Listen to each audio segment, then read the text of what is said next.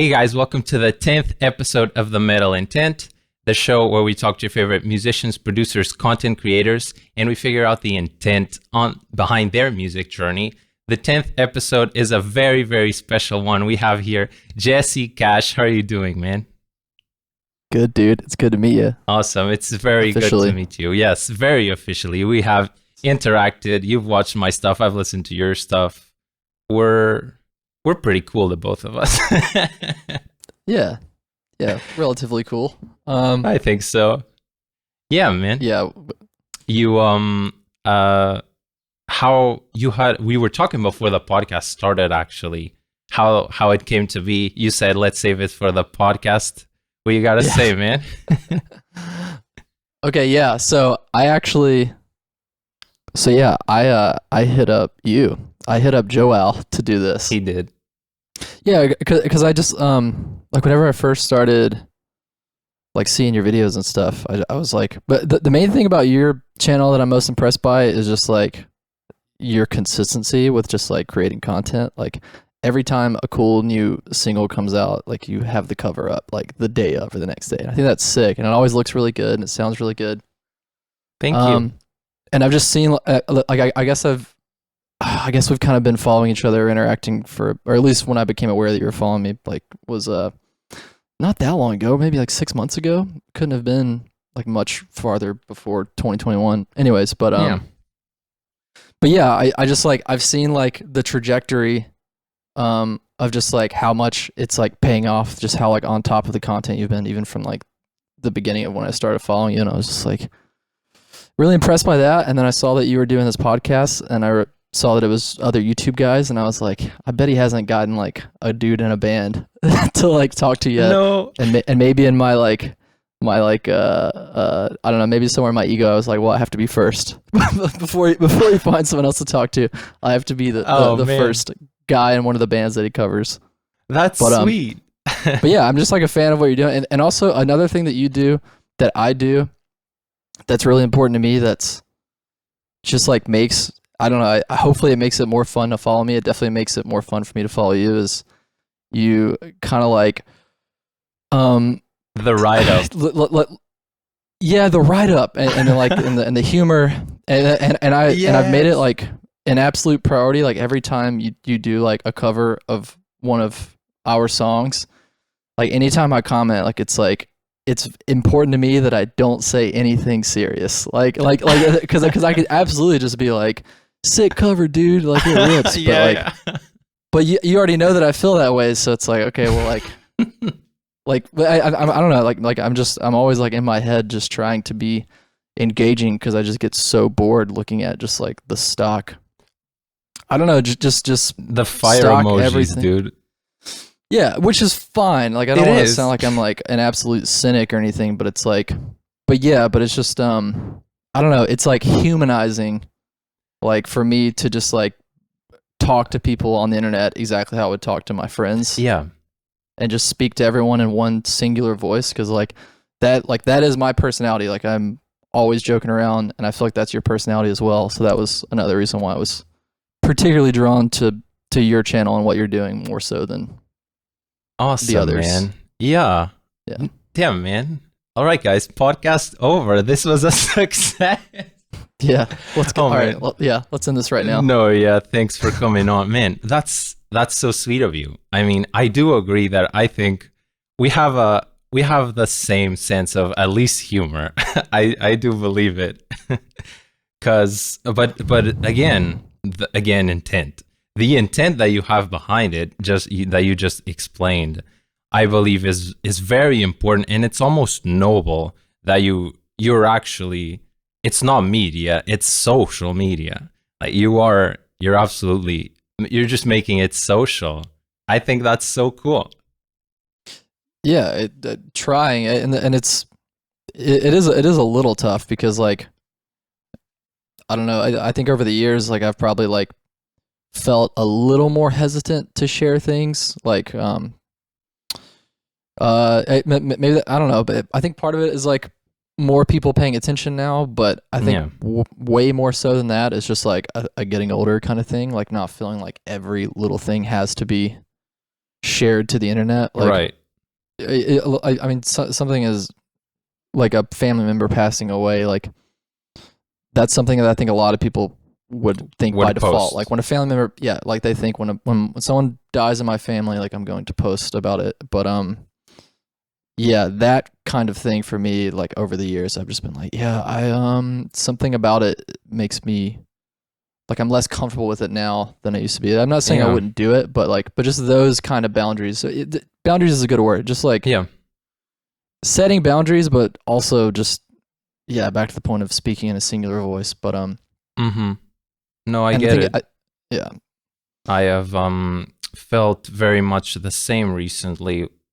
I've been in a let's just call it whatever, a little rut. Didn't post for all the thank you and for all the praise you've given to my consistency, which I do pride myself in. I've just gone through the longest little rut of not uploading on the channel since I've ever started.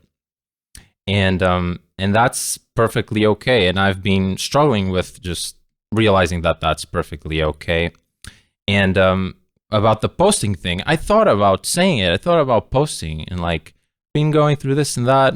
Haven't seen a lot of value in what I'm doing recently, blah, blah, blah, blah, blah, blah. But then it's just like you said, like boundaries. And at the end of the day, at the risk of sounding selfish, because it's selfish in a positive way, it's really to think, what do I stand to gain from this? Like, what is the intent behind me actually posting this? That's exactly what I was going to respond to what you're saying with. Yeah, well, why am I doing this? Is it just reflex from spending my days on this app anyways and feeling like that's what has to be done? Is this like the app playing me because the app is designed for me to want to spend the time in it and to talk about everything on it? Am I playing into someone's hand? Am I not playing into my own hand by trying to fix stuff myself? I've thought about that a lot. It's pretty heavy, actually. Yeah, absolutely. And I used to be a guy who, like in my early 20s. How old are you? I am 22. Nice.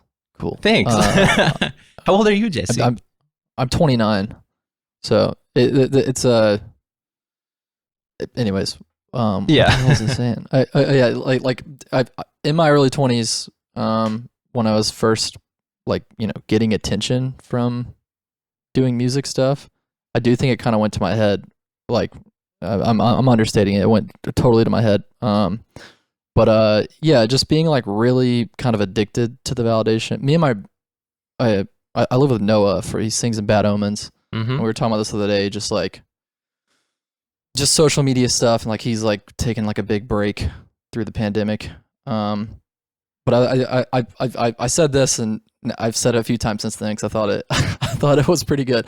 But like in my early 20s, I was kind of like addicted to the validation that came from being popular, and then in my late 20s, it still feels good sometimes, and you do kind of need that release. You need to put some stuff out there to get that validation, and like I don't feel guilty about that as much anymore because if I was addicted in my early 20s, I'm just microdosing in my late 20s. Like like that was the analogy that I used. It's like microdosing the validation so that you're not getting like too caught up in it. But yeah, it does seem like usually when you're kind of sharing everything, like, or I won't say usually, but often it is coming from a place of seeking that, which I think is not necessarily a good intention. But at the same time, man, like, I don't know, shit's hard. Like, I don't blame anyone for like spilling their guts on the internet. I know that I've done it for sure, but and honestly, whenever it does feel like something, there are moments where I'll feel compelled, and in that moment, I'll usually just like write up what I'm gonna say and post it as quickly as possible because I know that if I don't write it down immediately and post it pretty immediately, I'll move on and I won't post it because generally these days I would just decide to handle it on my own and not share it. But in those moments, it does feel kind of important to share it because I know that people actually will appreciate it. Like even though I may be hard on myself over it and I may question my own intention, ultimately, I think it does actually help people sometimes to read about something someone is going through and it relates to their life for sure. Yeah. So even despite what your intention may be, you can't really predict how someone will take it. So I do think it is good to share and be vulnerable, but it absolutely becomes something that has required more and more boundaries for me with age. Just because I like, however, whatever it might do for someone else, I want to know that I'm posting it for the right reasons, you know? Yeah, I get that. Because at the end of the day, like, you're thinking, it's what you said, because the only reason we do that is because we think it can add value to someone else's life. If we didn't think that, we'd keep it to ourselves. And it depends on where you're at. If you're at in a more pessimistic spot, you'll think maybe no one will see value in this. I'll keep it to myself. And if you're on a more optimistic curve, maybe you will. Maybe you think that someone can relate to it. It also depends on your own state. It's a complicated thing. To go back to something else you were saying, which we should definitely address, is as far as you like taking a little bit of a break from content, which I guess I hadn't really noticed. It's still, you know, like you're still posting content, like it's still relatively consistent, but I can understand where you're coming from. Not quite as you know, frequent. Not quite as busy lately, yeah. But I mean, it happens, and I think it's happening to a lot of people, and I do admire people who it seems to happen to very rarely. Like there are some people that really do just power through and are always on the grind, as they say. Navigating my late 20s has been interesting because I'm trying to find a balance between acknowledging that like I am pretty chill and to the point of where like I know I'm capable of being lazy, but also I do a lot. Like I really do work hard, but I don't ever want to think about how I work hard. Like I don't want to think about it too long and then use it as like a crutch to validate being lazy. And like going back and forth between those two things can be very laborious. It can be torture for like a creative brain. But I think most creative brains are susceptible to that. So basically what I'm saying is I think what you're feeling is inevitable because of what you do and the kind of brain you have and the talent that you have. Like I think it's just that kind of dark period is just always going to pop up every now and again. And it's fine, especially now, like as in the era in which we're living in, like through the pandemic, like everyone's just like fuck everything. Yeah, you know what I mean? Like just everyone's in a weird kind of low, I think. Right. And I've for sure have been. I've had those moments very often in the last few months. And the way you're describing them, it's like you're in my head. That's exactly what it is. And it's interesting that the past podcast episode and a lot of creators that I've been talking to and musicians, I don't know if you've noticed, but like now, like this summer, some people are just now getting the burnout. Like a lot of my friends and content creators, it's like hitting them now. Like a lot of people, it was just after it hit like April, March, and then that summer it was kind of almost fine. And we kept on just working and grinding through it, taking advantage of people's attentions, being at home and stuff like that. And now it's catching up to us. Like, damn, we've actually worked more than we would have. At least I feel like that, and I found some people that feel like that literally recently these past few months. It's interesting. Yeah, I guess everyone's different. I would actually say, for me, it was kind of the opposite. Like like I've been kind of doing this, you know, like the whole time. Like when it first hit, I was supposed to be home anyways. We just finished recording the self-titled record. Yeah. Literally the day we finished recording it was the day everything shut down. It was Success. March 15th. Yeah. So for those first 2 months, I was like, sweet, this is like an excuse. Yeah, I get it. This is a justification to do nothing. So all I did for 2 months was just like read and cook and chill at home and like go on walks. Like I didn't do anything else. It was totally zen as hell. It was great. Yeah. Then I moved out to LA, and then it definitely kind of sucked for a minute. Like around like last fall, like I was like absolutely in a dark period. So now I feel like I'm kind of on the trajectory up for the most part. I think I got the worst of it out of the way somewhere in the middle. Maybe part of that is because I know that touring is on the horizon and things are kind of coming back to normal. Yeah. But cool. but I don't know. I mean, you're in Brazil, yeah? Portugal. Dude, why the fuck did I think you were Brazilian? Because it's God, Portuguese I'm language. such an idiot. No, I get it. A lot of people do think that. Mostly Brazilians. It wouldn't be you. That's funny. I said that with absolute confidence. That's like where I thought you were from. No. That's a good guess, though. Yeah. God. Well, Portugal is very far from Brazil. Same language. Yeah. Well, you can leave that in. I deserve that. No, I deserve that's this awesome. shame. Yeah. I will leave that in. Okay, so I what is the reason why I brought that up is because like I'm thinking that you were from Brazil, right, yeah. like there was probably not as much hope on the horizon based off what I hear about. Yeah, their condition, yeah. The situation. But I mean what's it? I mean, I know it's so goddamn boring to harp on like COVID stuff. I know, but like I've avoided it all episodes, and I think this is the one. I'm fine with it. Let's keep avoiding it. No, let's keep avoiding it. Sure. I just wanted to ask real quick, like, do you guys, like, is there touring happening on the horizon, like around September and stuff? That's when it's coming back in the US. In Europe, I'm just curious. I'm thinking more like end of year than September. I don't know. Okay. I was curious. Let's drop the COVID talk. Let's absolutely drop the COVID talk. But I get it. It is important, man. It is just playing a huge part in culture and just the way we've shifted all of our behaviors, and especially us as artists adapting to that, to the audience and to our own condition.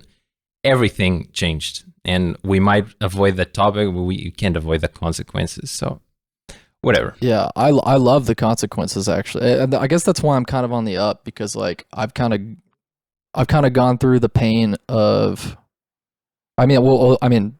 This is always going to happen, but for the pandemic, I've kind of gone through the bulk of the pain of opening up all my little bullshit and just kind of realizing the things that I wasn't doing properly before the pandemic, like the little the T's I needed to cross and the I's I needed to dot.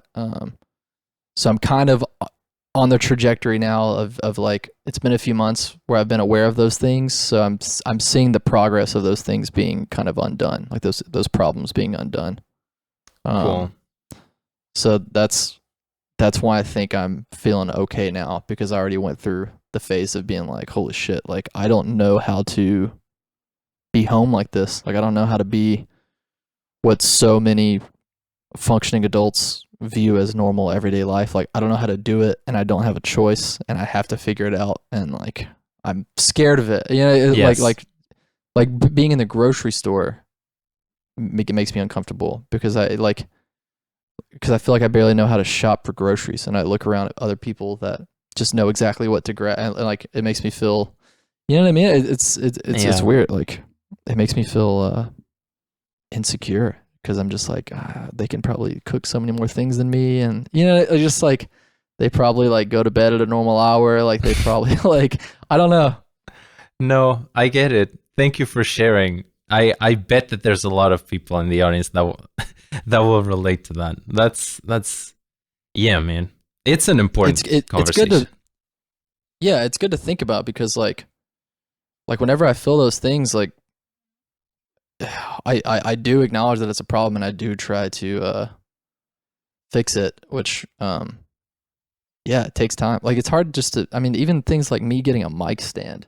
Right. To do this properly, like even that's something that I held off for way too long, because it's something that I hadn't done yet. It's like anything I haven't done yet or I'm not comfortable with, it's like I feel like basic human instinct, you want to push those things away and kind of like, or maybe even talk about them in a way like you don't need them, but it's like just learn the thing, like just like learn the new thing. And I'm always telling myself that, like I don't know, just don't get bummed out by the world, like just fall in line, not in a conforming kind of way, but just like right. An adaptive way. I get it.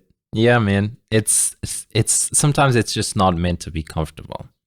Like it's in our biology that we are meant to be uncomfortable at times. That signals need for change. Yeah. Absolutely. I agree. Yeah, man. Strong. And I've been very uncomfortable at times throughout the last year. Yeah, that means this year you're probably a better man. I like to think about it that way. I hope most people are. I think a lot of people absolutely are. Yeah. Yeah. Fuck yeah. Let's go. All right. So, you like music? Do you like music? I do like music. I love music. Music is sick. Let's talk about Let's talk about sick music. ERRA's self-titled album. In this podcast, we've I was going to say coincidentally, but it's something that I am very adamant about. When musicians have lots of pre-launch hype, lots of pre-launch content, lots of shit preparing. Yo, let's go this date. Shit comes out, radio silence. It's just radio silence. The post-launch, the part where people are actually listening to the thing, and then they're actually not doing as much as they were doing before when the music was not available. So in this podcast, we usually talk to guests after stuff comes out, because not only sometimes we give another chance to promote, but all of the audience of this podcast, I'm sure, has listened to the album already. But yeah, man, like 3 to 4 months it has been. And I'm wondering just how it has been for you, like outside response, your own personal fulfillment with the thing. What are you thinking? Yes. First of all, great points. Everything you said. You're definitely thinking about important things. I mean, not to say at your age, but okay, yeah. At your age versus where I was at 22, because that like a problem. What I perceive to be a problem that ERRA has had for years is exactly what you described, where it's like we put out the record and then it's just radio silence. Yeah. Because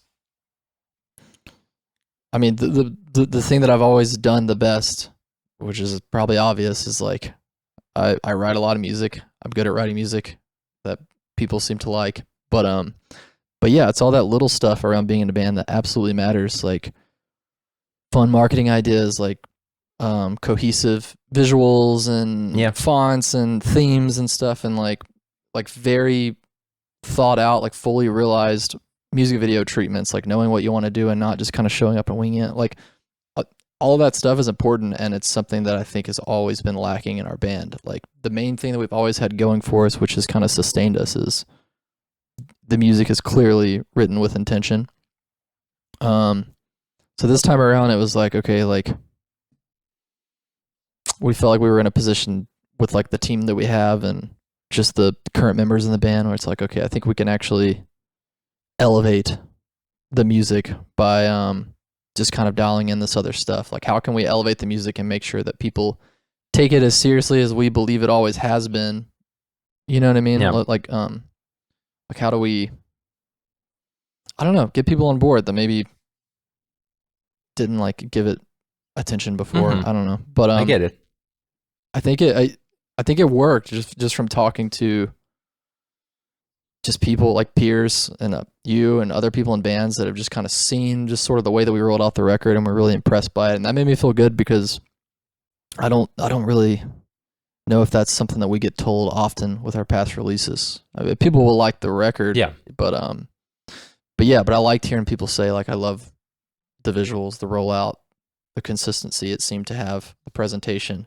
So I'm glad that's happening. As far as like the radio silence upon release, things did get quieter. I mean, it's probably inevitable. They do, Like you can't expect a month later to be as hyped as the release date. But yeah, things have definitely gotten quieter since leading up to release and the month of release for sure. But the cool thing this time around is that we knew, like the thought that you expressed, like we also knew that, and we've kind of prepared for it. So like we have things coming up to roll out. And being home for the pandemic was honestly kind of a great opportunity to just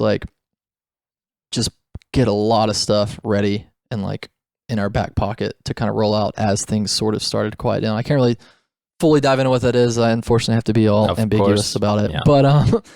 But for this year, like we're still looking good. Like there's still stuff coming up to share that we're like very excited about. Nice. Yeah. But in the meantime, the last couple months, the thing that I've had to just kind of keep some kind of conversation going in the ERRA camp is the playthrough videos. Oh yes. Yeah. So that's been something. It's funny because like people will like comment on them and be like, "Oh, you're covering that João song." I'll be honest with you. I don't like reading those. I'll be honest with you. I don't mind. I actually love them. They make me very uncomfortable. Man. Yeah. I guess I could see that. Right? They don't make me uncomfortable though. Yeah, like I'm like. That's all I want to hear. I mean, yeah, you have to give credit where credit is owed. Like, dude, like I said, man, I've been such a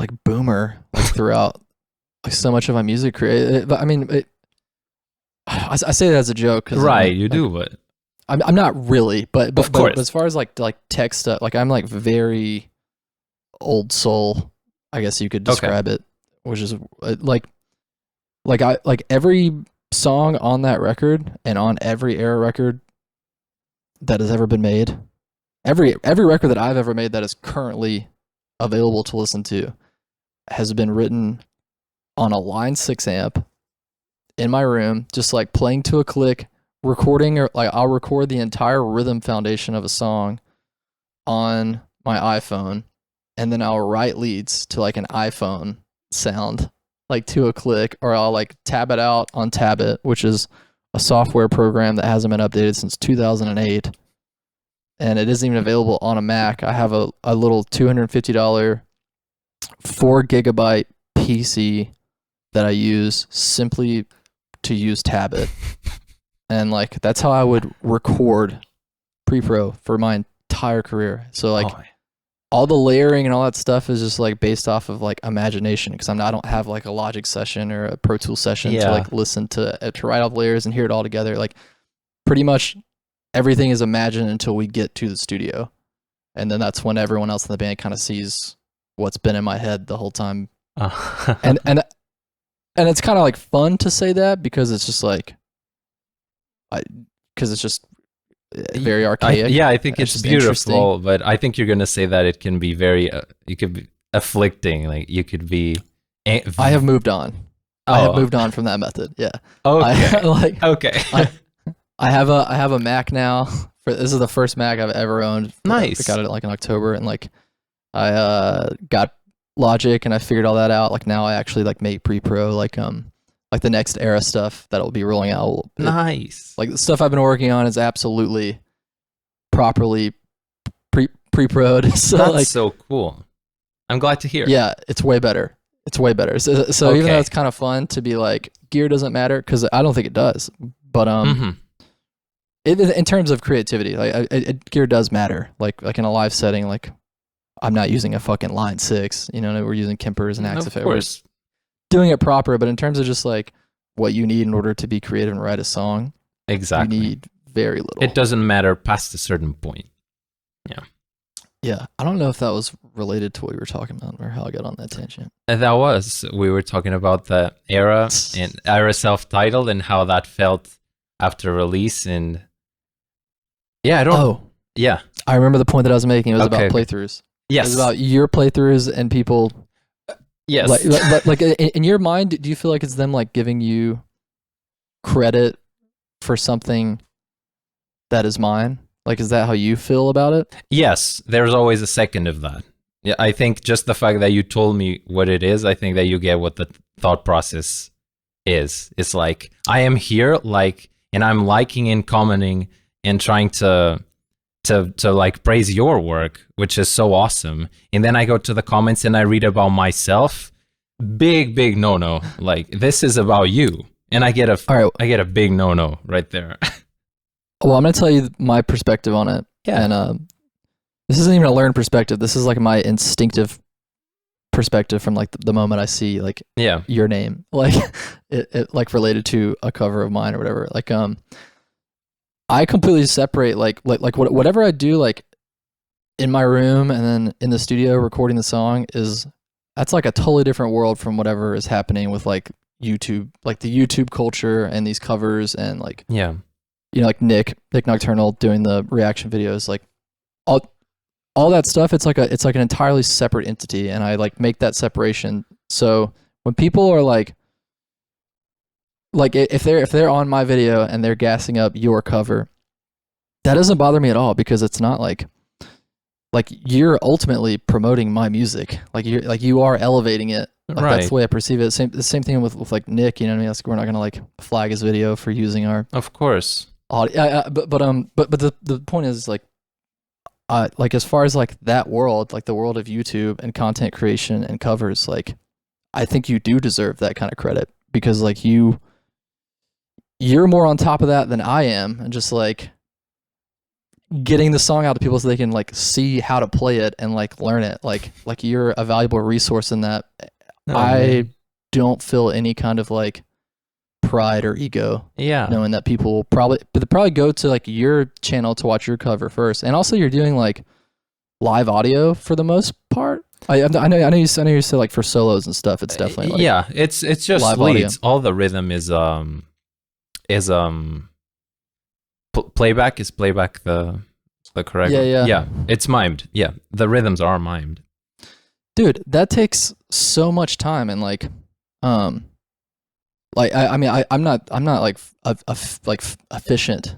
Like I'm not particularly efficient in a DAW in order to track that stuff confidently, and I don't want to outsource it and ask someone else to do it, you know, because I'm already, you know, like how much is that going to cost? Like how much time is that going to take? Like, so yeah, like for my covers, like it's the album audio, and I think there's so much value in doing live audio, and I can tell you absolutely, like on my Instagram, like if I post a clip of a riff from one of those covers of the instrumental album audio, it will get significantly less engagement than if I just post a guitar video of me camera playing audio in my room. Yeah. Yes, and I enjoy watching those camera audio videos more. Me too. Like when they're just cheap, it's so much better, and it's so much more satisfying to post, and it's so much more satisfying to watch back. Like posting the cover, like when I'm posting my covers and I'm posting like the audio from that, like it is kind of just like stock for me. Like it's not exciting. It's like 2:00, time to post this thing so that like we can have more fans. Like that's the intention. But when I post those videos of me in my room, the intention is I want to share. It really is to share that I nailed this part, and then I play it back over and over again, and I'm stoked. I'm like, fuck yes, this is such a good take. Like I'm stoked on my take, and I don't know, it's so much more special. That's why I hate when bands don't really actually play live. That's part of it too. Right, yeah. I get that, man. I relate to all of that. I love watching camera audio videos of people actually, at the end of the day, we just want to watch people actually play the damn thing. Like sometimes we just do, and sometimes we don't. Like if people want to learn the song, they'll watch your playthrough with album audio or my version of it, which is mimed as well. Sometimes you just want a visual guide to learn, and sometimes you want to admire guitar playing. Yes. Yeah. I like both. I like both. I think they're both necessary for the reasons that you laid out, because some people really do just want to be like, yo, let me learn the song kind of thing. But yeah, it is very satisfying to just do the real thing and just do it guerrilla style, like no editing, like just a raw clip. That's like so much more fun. Yeah, I've been slacking on that. You talked about feeling kind of slacky lately, but yeah, I've been tracking the Ghost Alice record for the last. It's been like over a month now, so that's consumed all of my time. This is actually the first day that I've like moved into a house recently, and this is the first time I've actually set up this computer to do this. Like I haven't played any guitar in a month, really. Damn. Oh wait, so you're not playing guitar when you're recording the album? A little bit. Some of it I actually tracked myself beforehand. All right. Like which is sick that I can do that now. But yes. But yeah, like here and there. But with Ghost Alice, it's like it's such a, we're gonna say the word intention so much on the metal intent, please. but but like the intention behind like Ghost Alice creatively is it's very different from ERRA. Absolutely. It's like a totally different. It's like I'm accessing a completely different part of my brain. Like the only goal of Ghost Alice is to be very raw and honest and emotive. So like it's more vocally based and lyrically based. Mm-hmm. So the guitars kind of more serve as a foundation for that sort of emotion. So I have been playing guitar, but it's like Ghost Alice is the guitar playing is a means to an end, whereas in ERRA the guitar playing is like the most fulfilling part. Like I like love to shred. Hell yeah. Like that's how I got into metal. It's like I like playing it definitely more than I listen to it. It's just like it's fun to guitar play. is just so much more fun. Yeah. When you're playing fast, yeah. Yeah, man. And I love hearing that, you know why? Because that it's clear to me. Like my first, and this is cool because I get to tell you my ERRA story, because I'm technically a new ERRA fan. The first ERRA song that I heard is Eye of God. I am sick. Yeah, I'm a new. I'd like to hear that, by the way. I'd imagine you would. And what I heard it and I was like, this must be fun to play. I'm going to cover this. I've never heard this band before, but I am going to try to cover this song. And it was a blast to play. It was just some of the most fun stuff on guitar that I've ever tried. I learned how to double tap. I've only ever tapped with one finger before. I've written about that on Instagram. Like a whole new muscle memory, building different stuff. So to hear you say that actually is the intent, it just makes all the sense in the world. Yeah, it's so much more fun. I mean, yeah, I don't know. Like, I'm definitely not always trying to just be technical for the sake of being technical. There was a time where we were, like when I was, like 18, 19, like. Yeah, that's the age to do it. Yes, it is. You know what I mean? It's just like how crazy. How crazy can I get here? And I've realized I could get very crazy. Oh, yeah. Like things that only kind of like there's something like cool about like writing something like that, like when you are that age, and it just every riff, like there's no verse and chorus. It's just riff 1 through 12, right? And that's a song. Bohemian Rhapsody style, just bam. Yeah, tempo changes. Everything, like even and if a riff comes back, it's like slightly different. The time signature is a little bit different. Like you're cutting things off at really random points. It's like really insane, and it's kind of tough for other people to listen to. Like that kind of music doesn't usually reach as many people, but I think it's a necessary part of like growth, like just kind of like getting all that shit out, and there is something very endearing about it to me. Like when I listen back to like we put out an EP in 2010 called Andromeda, which you can dig up. But I listen to it and it's like really cool because it's like, man, like, I don't know, like I look back on like my past self 10 years ago in like a fond kind of way. Like, yeah. I'm like, I admire that kid because he's got a lot going on in his brain clearly, because like this is such a clusterfuck of a projection to hear like this many ideas, and like the amount of time that it took to memorize this, just playing along like in my room, because like I said, I wasn't pre-proing it. Yeah, like I didn't lay down a random idea. Like I was just playing this insane time signature, this insane riff over and over and over again in the proper order of riff 1s through 12, just in my room with one guitar, and like that's how I was learning it. So it just makes me like kind of appreciate sort of the control that I've managed to find since then, based off of just how much was clearly going on in my brain at that time that I like wasn't old enough, and I wasn't old enough to acknowledge that it was even there or equipped to like fully deal with it in a proper, mature way. So like I do find endearment with those bands who were just out of their minds technical in the beginning and then learned to settle down. I think there's like something special in like a profoundly human way of learning how to settle down through the years and not simplify. Like, you know what I mean? Like, I don't think like we've simplified our music necessarily. Like, I don't think it's like watered down. Yeah. I think it's richer.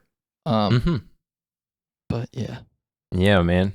That's cool. I like to hear that you look back on it fondly. That I do. Yeah. Yeah. I don't. I it's not shit that I listen to anymore. Like, I would. That's perfectly fine. No, I would. Yeah, I wouldn't give a shit about any. That's why I like that you're a new fan, because like, yeah.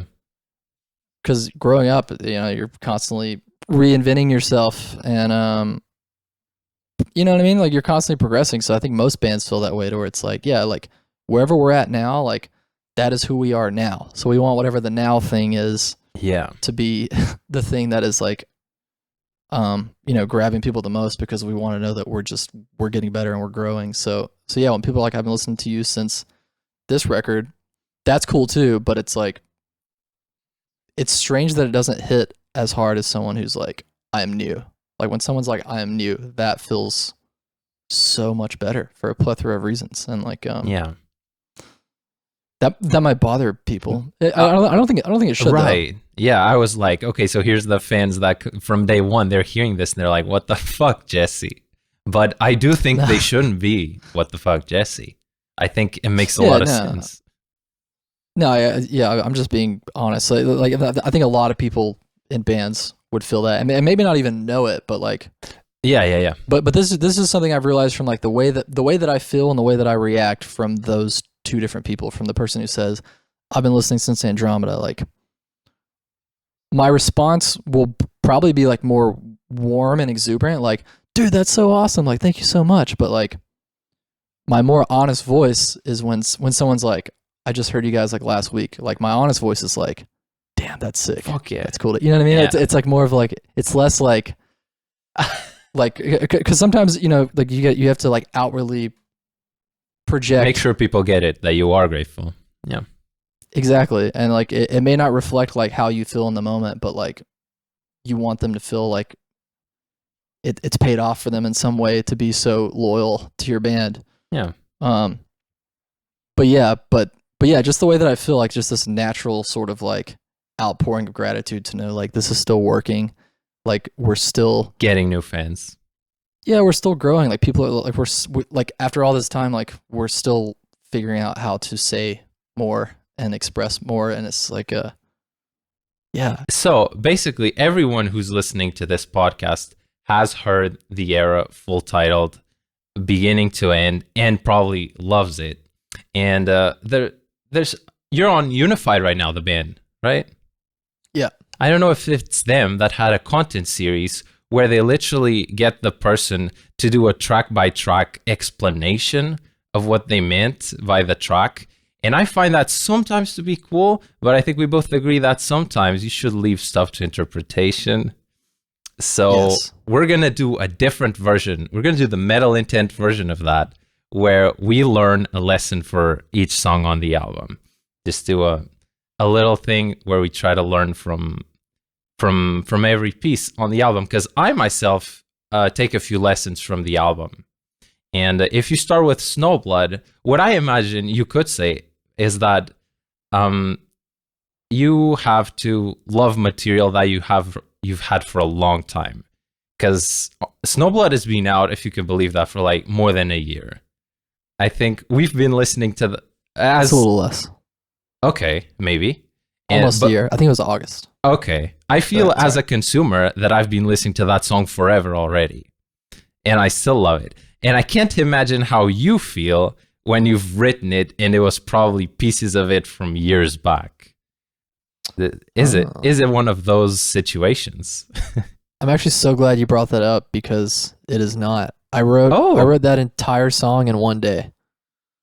Yeah. No way. Yeah, that doesn't happen often. Like I would imagine not. Yeah. No, like Shadow Autonomous and House of Glass took like a couple. Like there was like a 6-week period where those two songs are all that I worked on. Damn. Just it took so long to get it right. But Snowblood, that was one of those awesome days. I've talked about this too. Like it was literally one of the best days I've ever had, because wow. I just woke up and I started working on it like around like 9 o'clock or something, and I just like in the morning, and I worked on it until midnight, and a lot of it I went like to this coffee shop down the street, and I was just like tabbing it, and I was like coming up with ideas, like as I was like tabbing out the riffs and stuff and like structural things. But there were a couple riffs actually that I tried to have in other songs that I repurposed in that one. But yeah, most of that song and definitely the structure of it and everything was like finalized over the course of one day. I think that's insane. It was insane for me, but like that's not usually how it goes. Like that was just one of the most like inspired days I've ever had, and it was so freaking satisfying. Like it was so fun to write that song. Awesome. Funny story that like it's kind of hard to like imagine. I posted a video like back then. Yeah. That like where I was playing like some of the riffs from Lunar Halo, and then I went into the yeah, I've watched it. Yep. That was in Lunar Halo. That was like the big ending, and then I made it sort of the hook, the breakdown hook of Snowblood. Yeah, smart. But everything else in that song besides that riff was written that day, including the guitar solo, which never happens. Like usually I write the guitar solo like in the studio or something, but yeah, that was just, it was a good day, dude. It was just a very good writing day. That's cool. Then I guess the fun lesson is that sometimes you don't have to take weeks. Like take it as it comes. If you have the flow going, like embrace it. Don't let it go to waste. That's awesome. Yeah, that's extremely rare, but those days are always like super special. Yeah, not to get ahead of ourselves, we could talk about that, but the write-up you did about the Lunar Halo solo, where that was one of the moments, but it was in the studio. Yeah, I resonated. That is special. Yeah, so the Lunar Halo solo, like that's just that solo. I spent I think 8 hours that day working on that. Yeah, that's what you said. Dude, it's just crazy how circumstantial it is as far as like it's so hard because I feel like musicians were like trying to think about time management, but it's like so tricky when you can write a whole song in 12 hours, including a solo, and then you can write one solo in 8 hours. It's just like you kind of just never know how the day's gonna go when you start writing. Yeah, I see. That's cool. As for Gungrave, the lesson I took from Gungrave actually is that as much as the song might be like heavy and like lyrically heavy, we were talking about that, people, it's another lesson on how we consume music. And you've talked about this as well, how much people got obsessed about the ending riff, about that one little tidbit, and how much that actually speaks to the way that it's not even in a negative way, it's just what it is of bite-sized, of chunks, of like moments that like that's a moment. And that's what people resonate with these days as we consume shorter and shorter pieces of whatever it is, content, if you want to call it. I took that from Gungrave. Yeah. I do care a lot about like the moment and just kind of how like we get there, like how the song like gets to that point. Yeah. Because it's pretty like it's structurally like it's more straightforward than a lot of the other songs. Like it, you know, you hear a lot of reoccurring riffs like with the verse and the chorus, and I don't know, like whenever that like the riff, like the really crazy riff happens in the bridge, like whenever it comes up, there's like a lot of build up into it. Like it feels kind of earned for its place in the song, and that's always like fun for me to figure out how to like it's not just about writing a cool riff. It's about like figuring out like where it serves its purpose. Where does it feel right? Make the most, where it's going to make the best impression. I mean, like we were just talking about with Snowblood, like that Lunar Halo part. Not only the breakdown in Snowblood, the harmonics breakdown, the riff. Like not only was that riff in Lunar Halo, but it had a completely different purpose. It was an ending, Yeah, Lunar Halo was like 5 to 6 minutes, and then it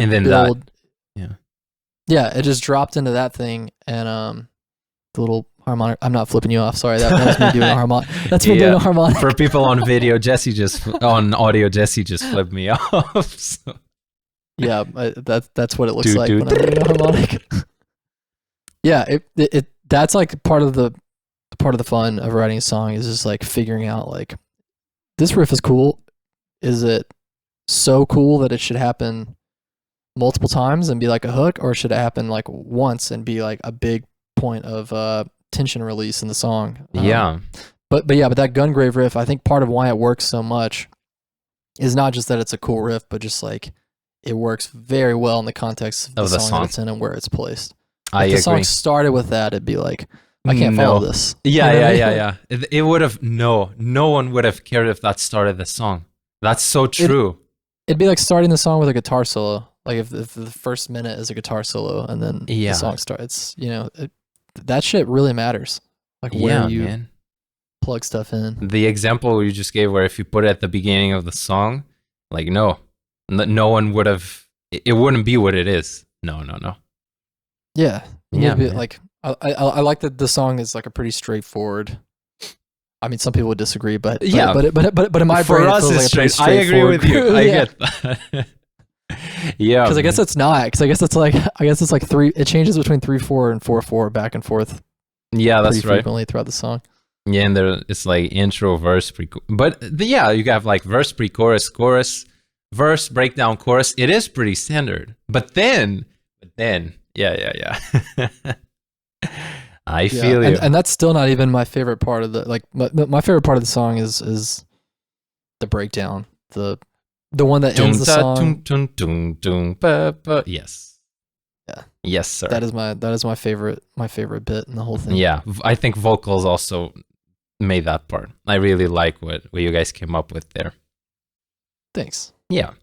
And Divisionary, yeah, man, for me it is about the lyrics. It is about that theme. It is about small black screens. Like it's interesting. One thing I've always thought, I'm going to say kind of cringe when bands write a song about, oh, technology bad, phone bad, we're all fucked. But you, glad you brought this up. Yeah, but you pulled it off. I think you pulled it off. Yeah, I'm glad you brought this up because I was always kind of like self-conscious about that lyric. Yeah. Like whenever like people would ask about it, or whenever we would talk about the song or about the lyrics on the album as a whole, I would always mention that lyric and point out that it's meant to be kind of tongue-in-cheek. Of course. Which it is, because like there are a few lyrics on the record that are meant to be that way. Like Electric Twilight, like Ruby Me Bass Beat? Yes. Yeah. Yeah, like that. Like I knew that no one was gonna know what I was talking about, but I just did it anyways. Yeah, I felt it. I got what you meant. Yeah. Well, thank you. Yeah. Heartbeat. That lyric is just about like your heart beating with the pulse of lightning. Like that was like what I was writing about watching a lightning storm. And the small black screens are only God now. Like that is.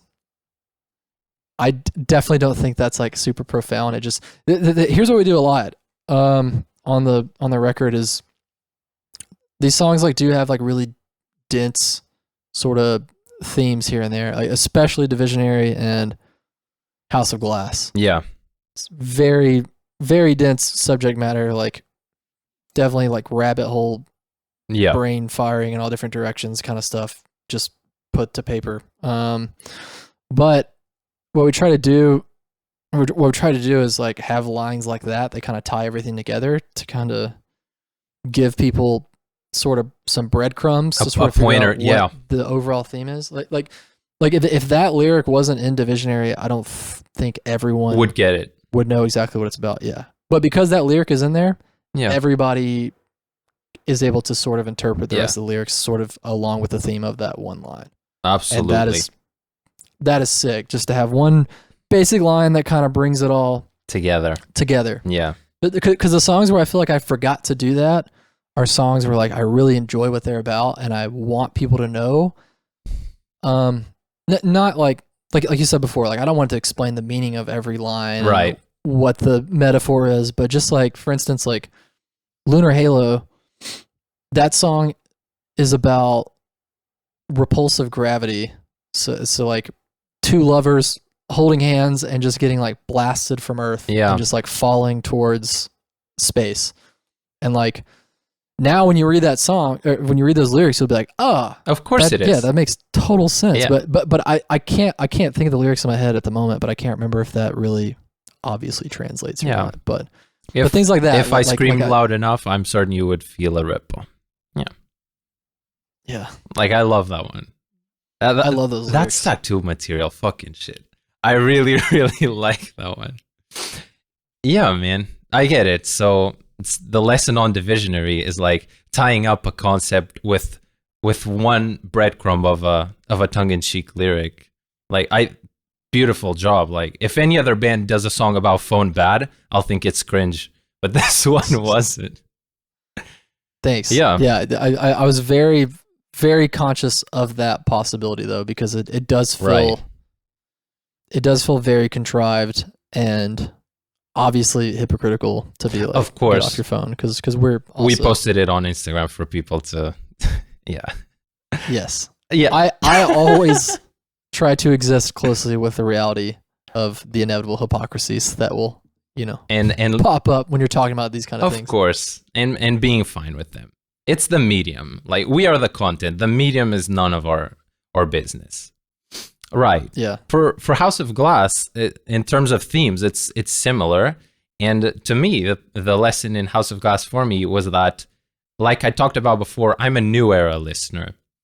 And when people heard House of Glass, when I heard House of Glass, I was like, wow, this is so cool. This is literally a different face of the same prism.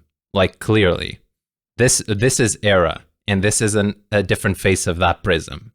But all of my friends that knew ERRA from back then, they're like, whoa, they fucking, this is so different. This is so insane. And I was like, this is clearly the same band as the previous songs.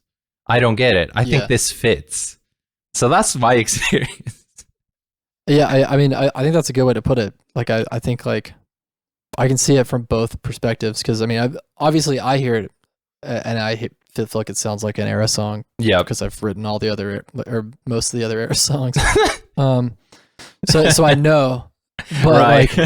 but to someone who hasn't, like, heard everything, like, it's, it makes sense. Like, if someone heard Skyline and that was the only ERRA song they had heard, because that was our biggest song for it might still be. But that was the biggest one for a few years. But when you go from that to like House of Glass, like, yeah, it's definitely different. But yeah, I know what you mean. Like, as far as like being like a different side of the prism, because and that song's exciting for me. That song and Shadow Autonomous are cool because they do kind of show that new side of the prism, and I like a lot of what I'm writing now explores that pretty deeply. So I hope people like those songs because like. That is definitely like a mood that I've been hanging out in a lot with the stuff I've been working on. Hell yeah. But yeah, I like all the like. I mean, there's obviously very like obvious Tool nods. Yes, and, yes, there are. There's some Gojira influence in there. Yeah. Behemoth, like just stuff that you wouldn't usually associate with how you expect ERRA to sound. Yeah. Kind of popped up in that song in a really fun way. Oh, something else that happened about the song is a lot of people like couldn't tell who at which points I was singing or JT was singing. Mm-hmm. Like people mix it up. Like when the vocals come in on the chorus, the Requiem, and this will destroy you. That's actually me. Oh. And then the callback line is JT, but people thought that the first line was JT because it's like kind of aggressive scream singing stuff, but that's you. But we kind of switch roles. Yeah, he's like singing the higher pitch in the in the callback. I think it's higher, but yeah. So that was like satisfying for me because it's just doing new stuff. Because I like that I was trying something new. Yeah, exactly. I couldn't tell it was me. Yeah, man. My favorite band of my childhood, Sonic Youth. I loved when what they did was.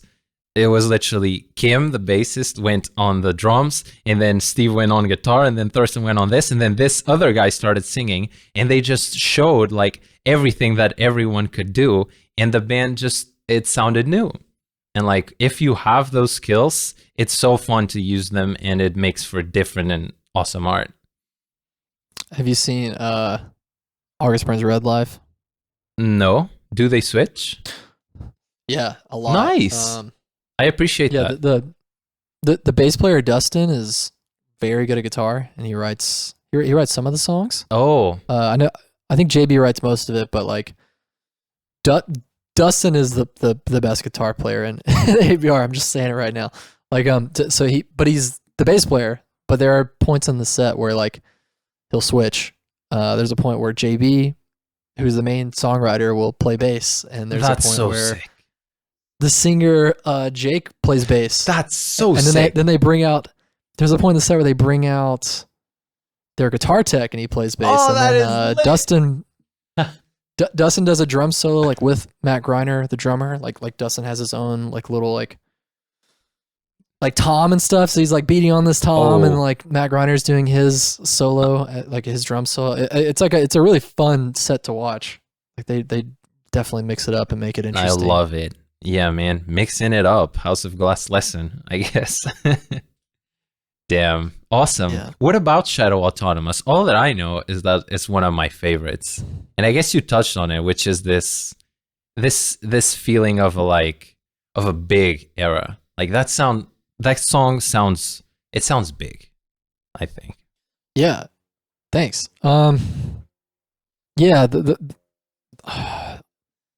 I like that one a lot because it still touches on the same new kind of stuff that House of Glass does. Like it has like Tool influence, and like I said, Gojira. The reason why I always bring up those two bands, and also like Meshuggah and Viljarta is one of my favorite bands, because those bands I feel like are more like rhythmically technical, right?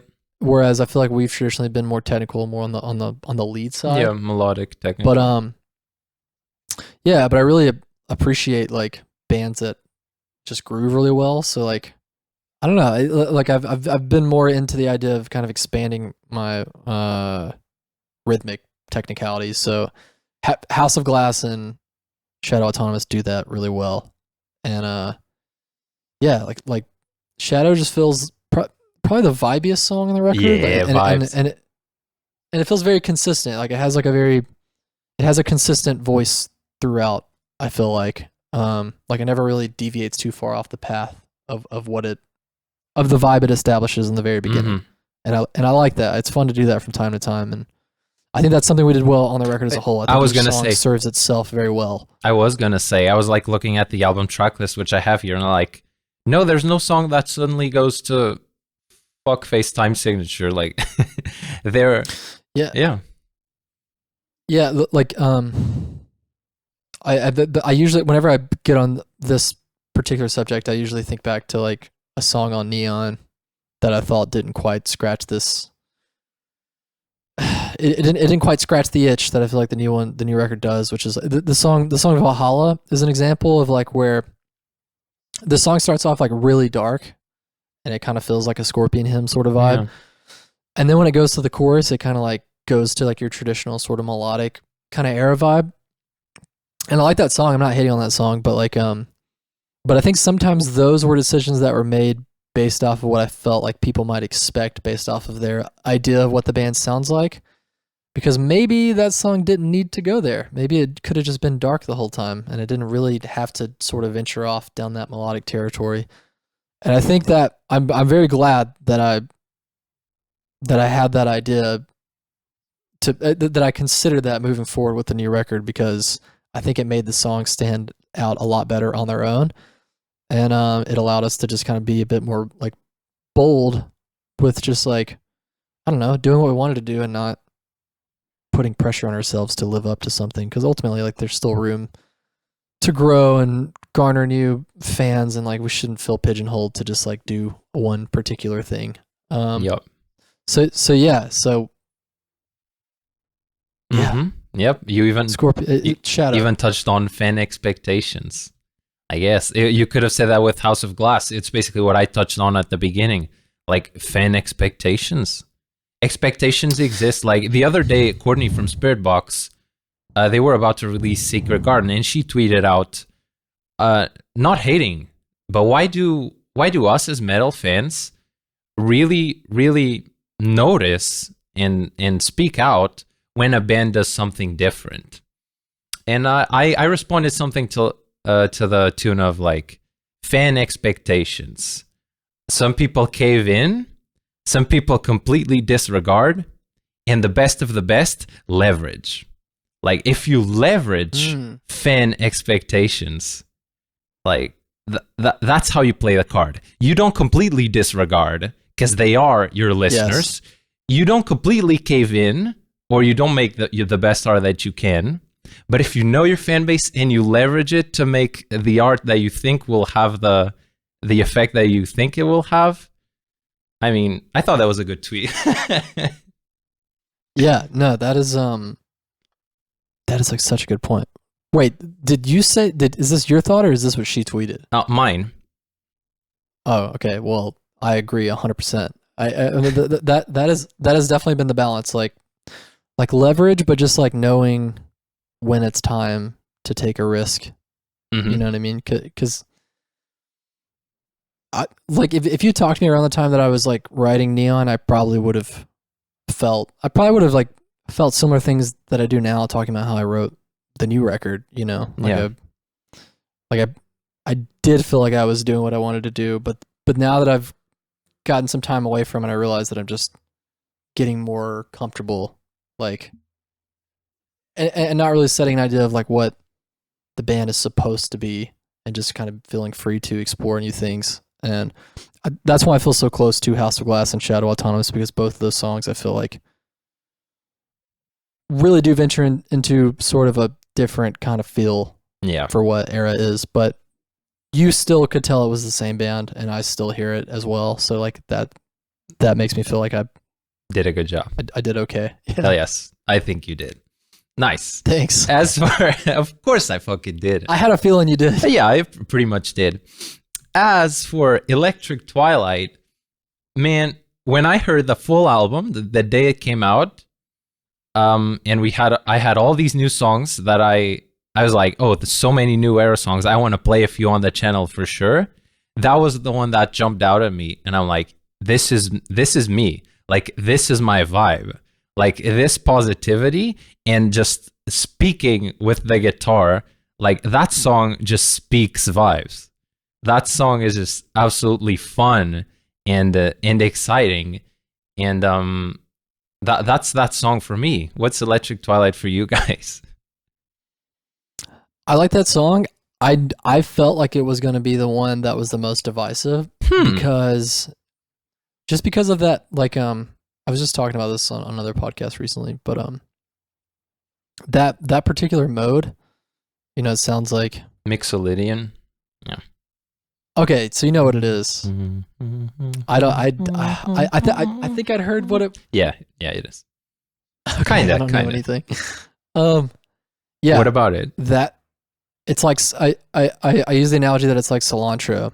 Like some people like it, and then other people taste. You either have the Mixolydian gene or you don't. Yes, 100%. I get that. Same thing with Lunar Halo. They're both in that mode, and right. That mode I feel like is always tricky. There's always like some people that are just like, that's not for me. But it's so fun. Yeah, man. It's so satisfying to play in. It just is. Again, I come back to the word vibes. It's just vibes, dude.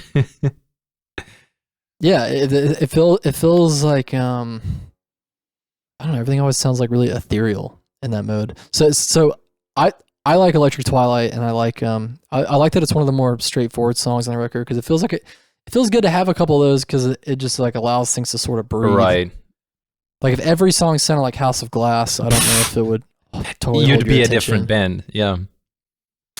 Yeah.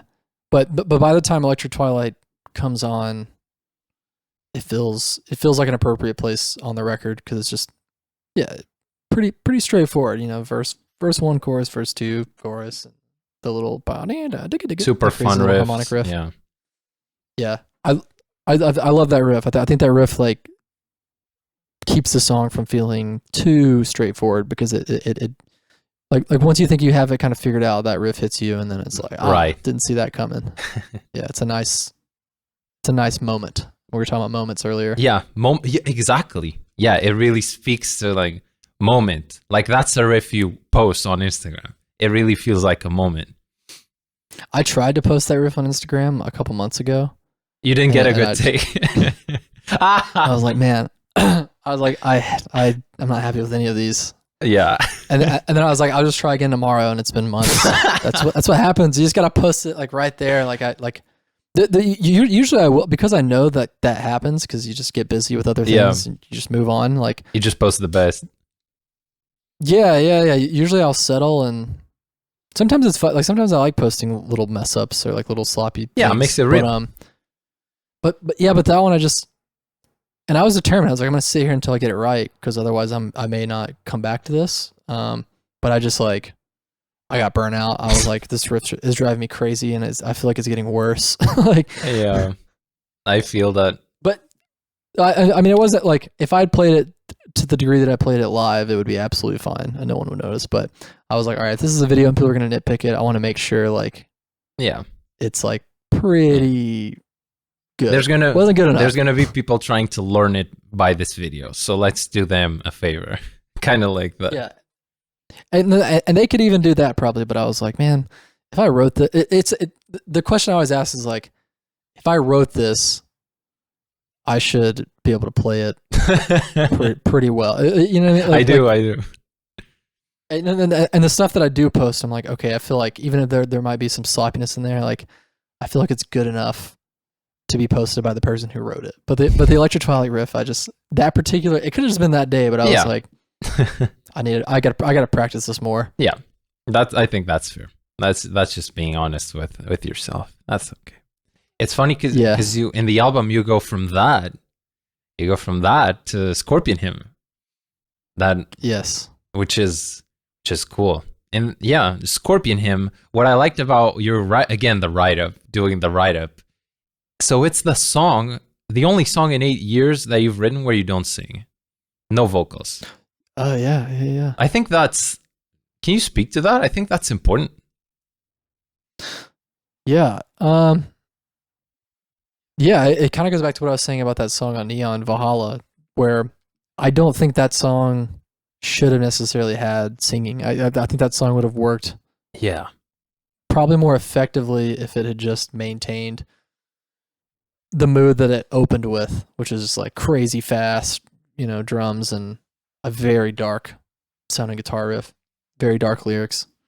So like, I feel like for me, Scorpion Hymn was kind of making that right. Me sort of taking that past song, and achieving what I wish I had achieved with it.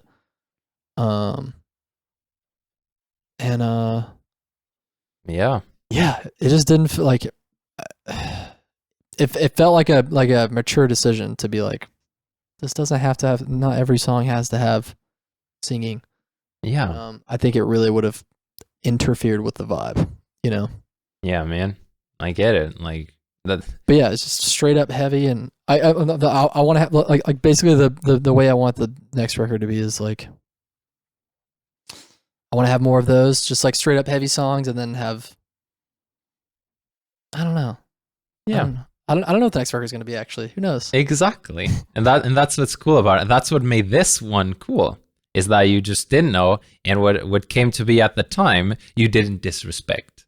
Like if that one vibe, don't disrespect the vibe, is going to be the motto. If there is a vibe, like, man, if the fan expectation is a catchy chorus, bro, that's just not the vibe. That's not the vibe. Yeah. Yeah, it would have been so weird. No, man. Like, that song's perfect the way it is. Yeah, and then that other song I keep bringing up, it actually went between that mode that Scorpion Hymn is in and... Sorry, I'm talking about Valhalla. Okay. It went between that mode and the Lydian mode. So whenever it went into the chorus, it did go to that Lydian sort of alien weirdness, which just made it even more harder of a pill to swallow. And then it would go to just your standard... Yeah, I don't know anything about theory. Phrygian. It's the standard mode. Yeah. 8, 10, 12. Oh, yeah, I get it. The 8, 10, 12, right? Top on the 24th, bam, it's a song. I get it. Yeah, so it kind of slides between 3 different modes, which is fun. It's like, right. It's satisfying to make that stuff work, but Yeah, I just kind of wish it was just heavy the whole time. Cool, man. Yeah, I like that. Just being very honest and respecting the vibe, dude. Yeah. Cool thing. Then, what is it? Lunar Halo. Yeah, one thing for me about Lunar Halo and then Vanish Canvas, those two songs are connected, correct? Yes, they're like because they're actually kinda, sonically connected. You do have like little drone that comes from one to the other, and I was like, oh, is this intentional? Is this like a 2-piece? Should I be listening to this as a 2-piece? And then the title Vanish Canvas is in Lunar Halo, is in the lyrics to Lunar Halo.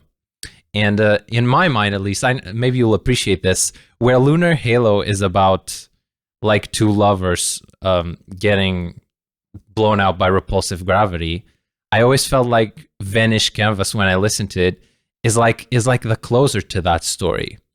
And you don't know, I kind of don't know if it's a happy ending or if it's a sad ending, but I always felt like Vanish Canvas closed out Lunar Halo. At least the way I hear it. Yeah, I like that. I did. It was somewhat intentional. It just doesn't have to be like, it basically was arranged in a way to where it wasn't absolute. So like sonically, yes. Like I realized before we tracked the record, like that the last riff in Lunar Halo, it switches to a different mode. It switches from Lydian to whatever the mode of Vanish Canvas is. And so there's a key change basically. Yeah. And that was in the same mode as how Vanish Canvas starts, and the riffs are kind of similar in feel. Yeah, Similar sort of groove. Yeah. So I was like, I think these will bleed into each other really nicely. Yeah. And then from there, that was kind of it. I just noticed that the end of one song sounded like it went with the beginning of another, and then I was able to use that like EBO sort of ambience to sort of connect them. Cool. And then the lyric, it was just kind of another way to leave it to be interpreted that way if someone wanted to. Again, not in an absolute way, but like if someone wants to take this way, it'll be completely valid. So I did know that by the time the lyrics were written, because Vanish Canvas is the lyric in Lunar Halo. Yeah. And there's a lot of that throughout the record. Like Autonomous Shadows is a lyric in Divisionary. Yeah, it's like that's interesting. What is the lyric? I forget the first line, but it's Identities Wander as Autonomous Shadows is a lyric in Divisionary. That's so cool. Yeah, so there's a lot of the songs kind of like winking naming to each other throughout the record. Yeah. Or you could look at it another way and just say it's completely confusing and annoying. Not really. Or you can look at it like the lazy prog guy who I'm gonna use the same riff because it's a concept album, but you're just being lazy.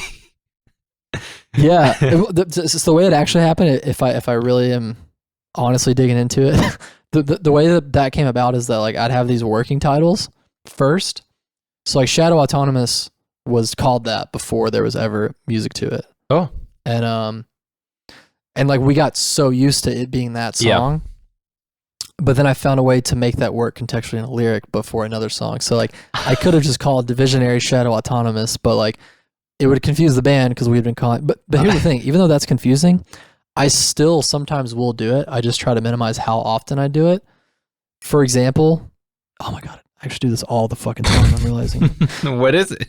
Like, okay, for example, Snowblood was the working title for the song Eidolon, bruh, which is like the most, which is I like Eidolon, but it's like the least important track to me on the record, and it was called Snowblood. And then after writing the lyrics to what we now know as Snowblood, I realized like those lyrics are meant to be like written to feel like a horror movie. Like there's a lot of lyrics that kind of like nod to like there's a lyric that kind of nods to The Shining, and I see. Like words like crawling out of the crypt to bleed the living dry. Waking this nightmare, is a waking nightmare. The Shining nod is like, I can't even remember it exactly, but it's something like walking in circles, going snowblind, exits overgrown inside the maze of my mind. It's like the ending of Snowblind. the movie. I get it. Snowblind. Yeah. So we were gonna call it Snowblind or Snowblood. Right. And I was like, Snowblood's more exciting. And also, there's a movie called Lady Snowblood that I like. Yeah. It's like a 70s samurai. It was like the movie that was the main influence on the movie Kill Bill. Oh. But yeah. So I was like, all right. Well, this movie kind of this Snowblood, the song kind of plays out like a horror movie kind of vibe, and even though Lady Snowblood's in a horror movie, it's still a movie, and the word Snowblind's in the song. The word that's blood's all in it the movie. takes. I was like, it's got to be called Snowblood. So Eidolon became Snowblood, and then Yeah. Eidolon is Eidolon. Eidolon is now Eidolon, yeah. Just like Lunar Halo says in Nocturnal Canvas. I get it. I see what it. Yeah. That's cool. I think that makes sense. I like the way it ties stuff together. I do not think it's confusing.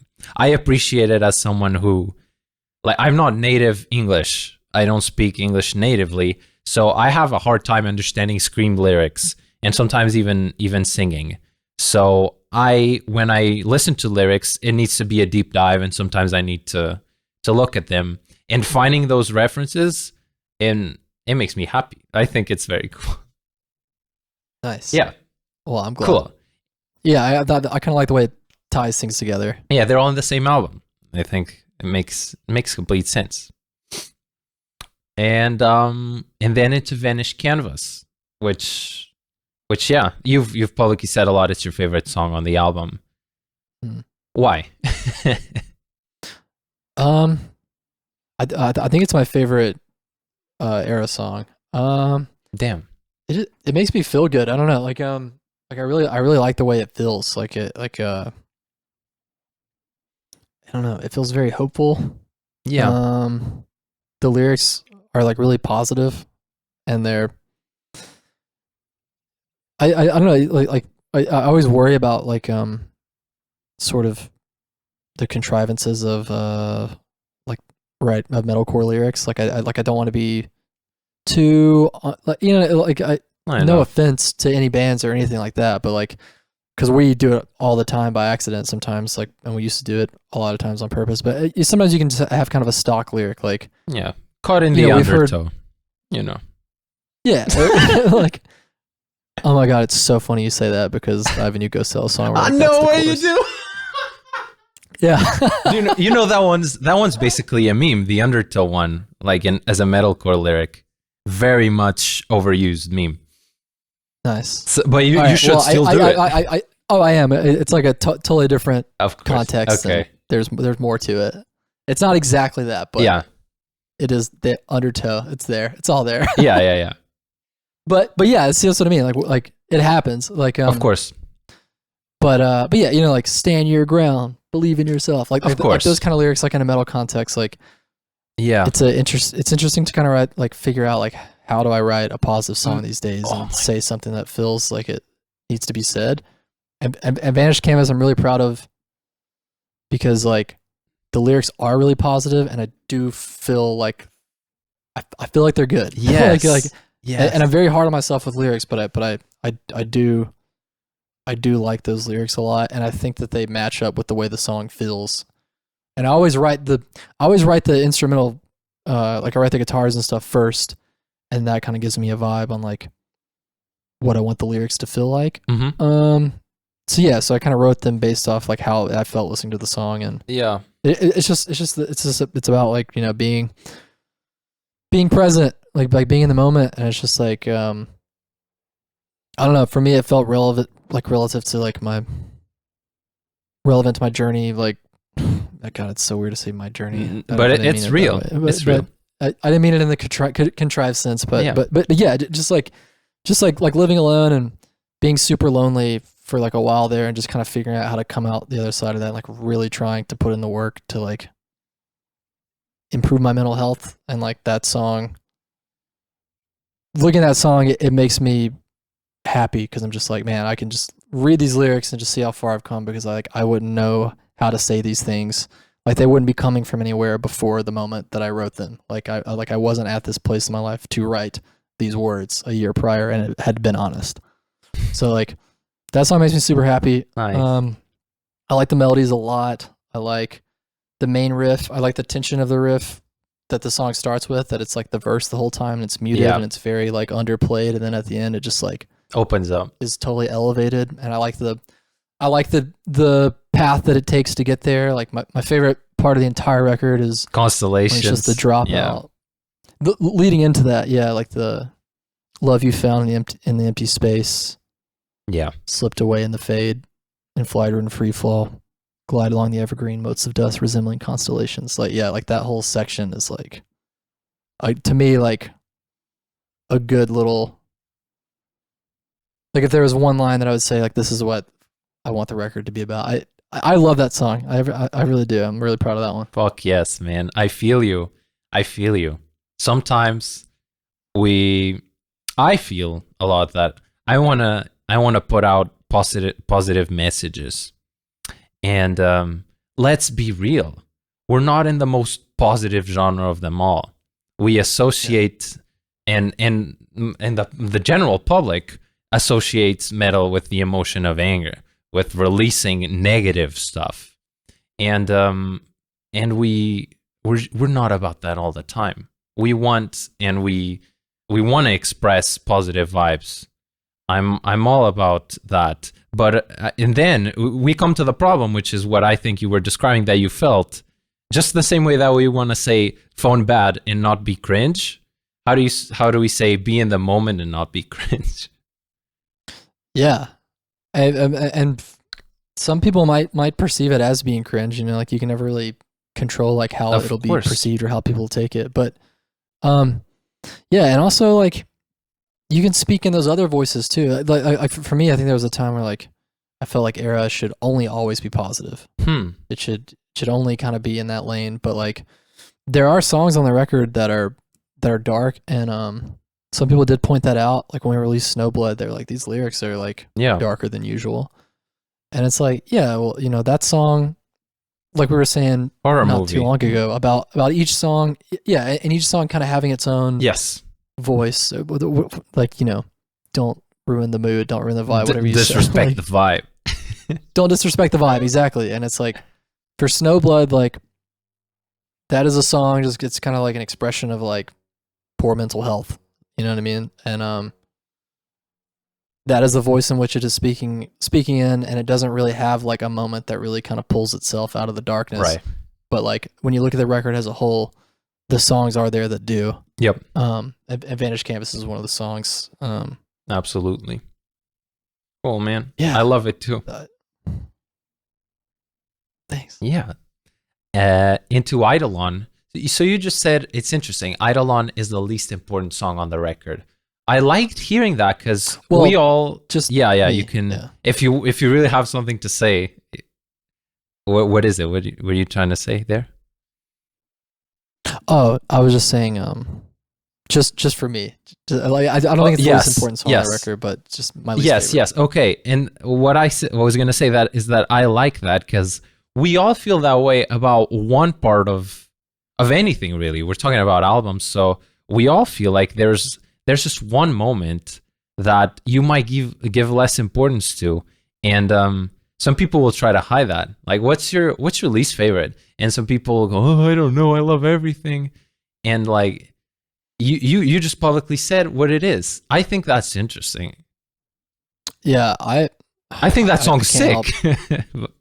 Yeah, I like it. I absolutely like it. Like if I didn't like it, like you wouldn't put it on the fucking album. Yeah. No, it's just once you get some time like away from certain songs, you can look back and you can be like, if I'd had more time, I would have done that or this. And that'll always happen. And I'm comfortable with that feeling. Like I'm comfortable with that inevitability. But okay, so Eidolon, if there was something that I think I would have taken more time with, the parts I love about the song, I love the first like minute and a half. I love the clean intro and the breakdown that it goes into. Like, love that part. But then for the rest of the song, like for the verses and the choruses, it kind of like stays like very high energy and it's very riffy. And I just kind of wish I kind of wish I'd taken the opportunity to sort of like slow things down again, sort of in the middle more. Like it does kind of go back to the intro riff for a moment, but it's very short, and then it goes back into the fast drum verse and stuff. And I just wish I kind of like let the song breathe a little bit, because it has like such an amazing breather of an intro and an outro. So yeah, I just kind of wish that I felt like the middle lived up to what the beginning and ending are, because I love the beginning and ending, and I like everything that happens in between. I just also the chorus, that's also a song that I don't sing on at all. Oh, that's right. The chorus, it's kind of a chorus, it's kind of not. Like, it serves that purpose. I feel that, the song, but it's not particularly catchy, and I just didn't really know what to do with it because of just how riffy the guitar was. Like boom boom, yeah, like nothing I was singing really felt like a hook, and I typically like to have those hooks. It's just, you can kind of read my vibe on it. Like I do like it. I just think it's one of those things where it's like, if a couple little notches could have been turned slightly, like if I had more time with it, I'm interested to see what I would have done. But I'm happy, because that's kind of the only song on the record that I feel that way about to that degree. Yeah. I can nitpick everything. Of course. Even Vanish Canvas, my favorite song, like, I know that bridge section where the tapping starts is crazy, and people can't, I'm sure few people can follow what's happening. I don't know if I would change it, but like something that like could potentially benefit from being changed, there's always going to be that stuff. I see. That's all. No, yeah, I get it. I like the song. Yeah, of course. But I think it's good to talk about. And in my opinion, if you spent more time on Eidolon, it would have probably been Remnant. Because I think Remnant, it was where you do a great job of putta, but then walls are coming down. Like, it's exactly what you just described, where it's fucking cyclone, boom, boom, boom, boom. But then you do open up, and in an amazing way with an epic hook. So I get it. Yeah. But and Remnant, that song sometimes I go back and forth about the way that I ended it. Like, what is it? I don't remember. I don't think it ends. It has like a little like a long solo section in the middle, which is my favorite part of the song. But in the middle there's like a very satisfying breakdown, and I wanted to bring it back at the end, but it didn't feel appropriate to take the song out of its sort of melodic I know nature. what it is. So you added the rhythm to the chords. Yeah. Yes. So it still is the breakdown from the middle, but it's melodic. Yeah. But I wanted to make it work to where it ended really big and heavy. But like you said, don't fuck up the vibe. Yeah. It just felt like everything I tried, it felt like the song flowed best when it just stayed in that melodic voice for the ending. So I made that work, and I regret nothing. But But it's one of those things, because I had that internal back and forth, I still think about the song, and I'm just like, I wonder if there were better options out there. But ultimately, I'm happy with the way that one turned out as well. And I like that chorus a lot in that song. Yeah, it's super sick. I personally think it ends great, especially because you end on the suspended chord. You don't end on the key of the song. And the second to last song ending on a suspended chord, it just hypes you up for the last song. I really, really appreciated that. I think it ended up like perfect. Sick. Yeah. I'm glad you noticed those things. Yeah. I mean, of course you do. You're a guitar player, a songwriter, but yeah, cool. I'm glad you appreciate that. I appreciate, and totally. And lots of appreciation. Yeah, that's the vibe, man. Into memory fiction. Memory fiction's very different. What do you have to say about memory fiction? Oh, I have a lot to say about this song. Yeah, of course. Because this song, again, kind of ties the room back together with some of the things that we've been talking about, which is that, just kind of taking those risks and just knowing when to sort of risk what the fan base might think. Because that song, I actually started writing in 2015. Whoa! I wrote those like piano things and like the ambient sound that it starts with that hangs over the chords the whole time, and like at least one of those leads that comes into like 2015. So it was actually supposed to be on Drift. And yeah, I just didn't feel like I finished it, and I was like, I don't think the record needs this. Like, it's all good. We have 10 songs. And then same thing with Neon, where I was like, okay, maybe I'll make it work this time. So I just kept wanting to make it work, but I never quite could. Never did, obviously. Yeah. So this time around, for this record, I was determined. I was like, I have to use this song, because it's been 3 records in like 5 years, and I'm still thinking about this song. So it's like, if it's still in my head, and I've still go back to it in my voice notes and on my phone and everything, then I should just do it. So I was like determined to make it work, but I didn't feel like I wanted to force any heaviness to it. I didn't feel like it needed it. Yeah. And I think that's why it could only work on this record, because if I'd written it during Drift or Neon, I would have felt pressure to put a breakdown or or screaming or whatever. This is the album of respecting the vibe, and that's why you made it work. 100%, dude. Yes, cool. That is exactly what this album is. Damn. Every song serves itself. That was the main. If there was any mantra to this record, that is it. That each song must serve itself. Like, I don't care if track 12 sounds super different from track 7. That's okay to me. Like, I like when bands have many different voices like that per track. Like Deftones, great example. Deftones is heavy sometimes, but I love their ballads the most. But yeah, so Memory Fiction, I felt like it should just be all singing, and that it's not barely a metal song. It does have prog elements because there's a lot of leads going on, but it's just like exact same chord structure the entire time. Right. Chord structure never changes once. Mm-hmm. Yeah, and lyrically, I'm happy with that one a lot. Like, it was, I wrote this like poem, and it didn't fully fit into the song, because when you start singing words you wrote, you have to drop this syllable to make this pattern work, and also you have to kind of like chop it up a little bit. So first I had to like decide I was willing to completely destroy my little poem, and then I ultimately decided that yes, it's this is worth it, because no one's gonna hear your poetry, but everyone's gonna hear your lyrics.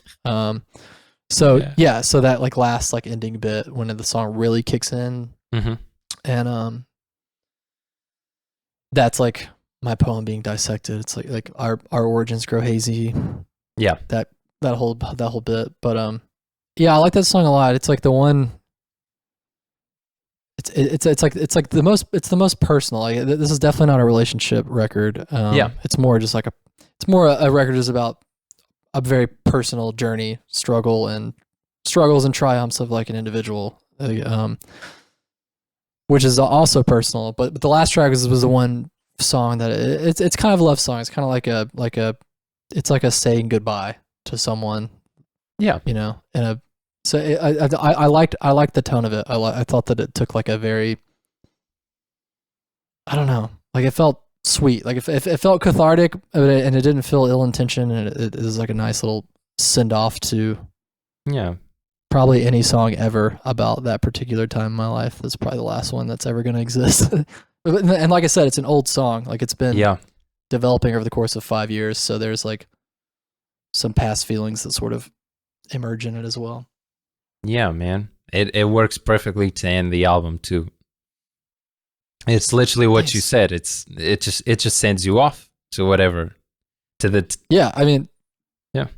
Sorry, I didn't mean to interrupt. No, that's it. Yeah. Like, it's a goodbye, so it makes sense that it's the last one. And I don't think there's anywhere else it could have gone. Really. I think if it was in the middle.